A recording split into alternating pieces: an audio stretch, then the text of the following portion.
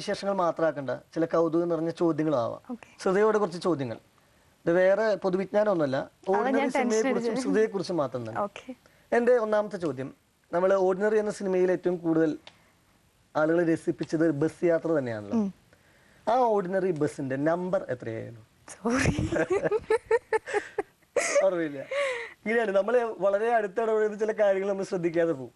ഞാൻ ഈ നമ്പർ ശ്രദ്ധിക്കാത്ത ഒരാളാണ്. കാരണം എന്റെ കൂടെ ഒരാളുണ്ട്, പുള്ളി ഏത് വണ്ടിയുടെ നമ്പർ കണ്ടാലും ചിലപ്പോൾ എറണാകുളത്ത് കൂടെ പോകുമ്പോൾ ബ്ലോക്കിൽ വെച്ച് കാണും. അത് കഴിഞ്ഞിട്ട് തിരിച്ച് വീട്ടിൽ അതിന് മുമ്പിൽ കാണുമ്പോൾ ഇത് അവിടെ വെച്ച് കണ്ട വണ്ടിയല്ല. അപ്പം ഞാൻ എങ്ങനെ മനസ്സിലായി, നമ്പർ നോക്ക്. അപ്പൊ ഞാൻ വീണ്ടും ക്ലിപ്പിംഗ്സ് ചാനലിലും ഒക്കെ കാണുമ്പോൾ ശ്രദ്ധിച്ചാൽ മതി, KL 1554 ആണ് ആ വണ്ടിയുടെ നമ്പർ. 5454 കൂട്ടുമ്പോൾ 9 ആയിരുന്നു എന്ന് എനിക്കറിയായിരുന്നു. ശരി, അടുത്ത ചോദ്യം.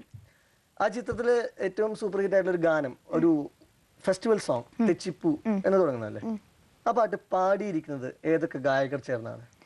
അതിനകത്ത് എൻ്റെ ഒരു ഡ്രീം പോർഷൻ ഉണ്ട്, അത് സുജാത മാം ആണ് പാടിയിരിക്കുന്നത്. പിന്നെ എല്ലാവർക്കും അറിയാം അതിന്റെ സ്റ്റാർട്ടിങ് ഹൈലൈറ്റ് ചെയ്തേക്കുന്നത് ആസിഫിന്റെ പോർഷൻ, സന്നിധാനം, സന്നിധാനന്ദൻ. പിന്നെ പിന്നെ ടിപ്പുവും ബിജു നാരായണനുമാണെന്ന് തോന്നുന്നു അല്ലേ? ശരി, അടുത്ത ചോദ്യം. ഈ ചിത്രത്തിൽ വളരെ ഹ്യൂമറസ് ആയിട്ടുള്ള ക്യാരക്ടർ ധർമ്മജൻ ബോൾഗാട്ടി അവതരിപ്പിച്ചിട്ടുണ്ട്. ധർമ്മജൻ അവതരിപ്പിച്ച കഥാപാത്രത്തിന്റെ പേരെന്തായിരുന്നു? ധർമ്മൻ ചേട്ടൻ അത് ഹൈലൈറ്റ് ചെയ്യണ തന്നെ സ്റ്റാർട്ടിങ് ഒരു ഡയലോഗ് ഉണ്ട്, ഇരവി ചാക്കോച്ചൻ ചെയ്യുന്ന ക്യാരക്ടർ അന്വേഷിക്കുമ്പോൾ വിളിക്കുന്ന ആൻഡപ്പോ അയ്യപ്പോ.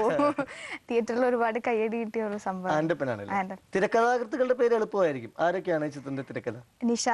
നിഷാദ് കോയ, പിന്നെ മനു പ്രസാദ്, ഇവർ രണ്ടുപേരും. അപ്പൊ ഏതായാലും ശ്രിത ഇത്രയും സമയം താരവിശേഷത്തിൽ ഓർഡിനറിയുടെ വിശേഷങ്ങൾ പങ്കുവച്ചതിൽ സന്തോഷം. ഒരുപാട് ചിത്രങ്ങൾ അഭിനയിക്കാൻ സാധിക്കട്ടെ. എല്ലാ ആശംസകളും. Thank you so much. എനിക്ക് ഇത്രയും നേരം പ്രേക്ഷകരോട്, ഏഷ്യാനെറ്റിന്റെ പ്രേക്ഷകരോട് സംസാരിക്കാൻ അവസരം തന്നതിന് ഈ പ്രോഗ്രാമിന്റെ എല്ലാ അണിയറ പ്രവർത്തകരോടും ഒരുപാട് താങ്ക്സ്. പിന്നെ ഹരിയേട്ടനും.